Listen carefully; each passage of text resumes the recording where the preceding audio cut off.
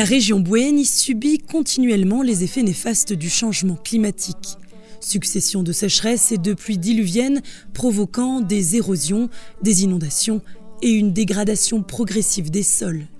Les paysans d'Anjanufasque, de Tsaramanjus et de Manernern en subissent chaque année les conséquences.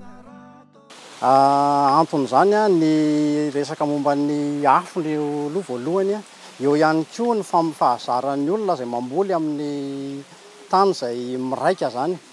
Ny zavatra ataony tetikasa amin'izao fotoana izao dia manentana ny olona tsirairay mihitsy izay voakasika izay. Indrindra ny fampiarahana ny fanaovana ny teknika na ny GDT moa zany na ny fitantanana maritra ny nofotany. Le GIZ Prosol propose une solution, la gestion durable des terres, ou GDT, et l'encadrement des paysans en collaboration avec le SDMAD et l'ONG Mazav pour mettre en place une agriculture durable. La GDT commence par le reboisement pour lutter contre les érosions.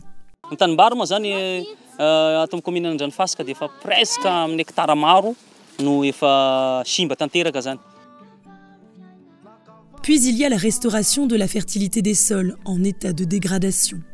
D'abord, l'utilisation de légumineuses comme le cajanus ou le mucuna pour rendre le sol plus meuble, toujours humide et plus fertile. Ny antony dia ny apemba na hoe sorgho ny terme scientifique atao iarovana an'ireto antsoroko reto amin'ny resaka biby. Puis, il y a l'association de cultures comme l'arachide, le niébé, la vigna radiata et le soja, une culture récemment introduite dans la région avec le maïs ou le riz pluvial. L'association de cultures permet d'obtenir un meilleur rendement et aide efficacement à la lutte biologique contre les insectes. Par exemple, la technique dénommée milpa, qui est une symbiose mixte de différentes cultures associées et où chaque culture profite du voisinage de l'autre.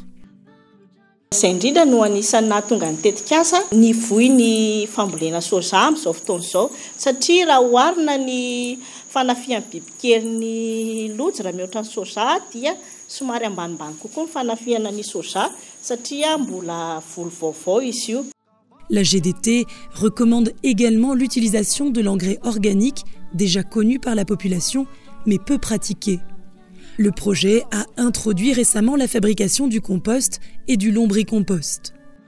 Le tombony zany hitako hengampitombo aloha le izy. Aveo tsy de misy biby sahala amin'le fataonay andavanandro reny.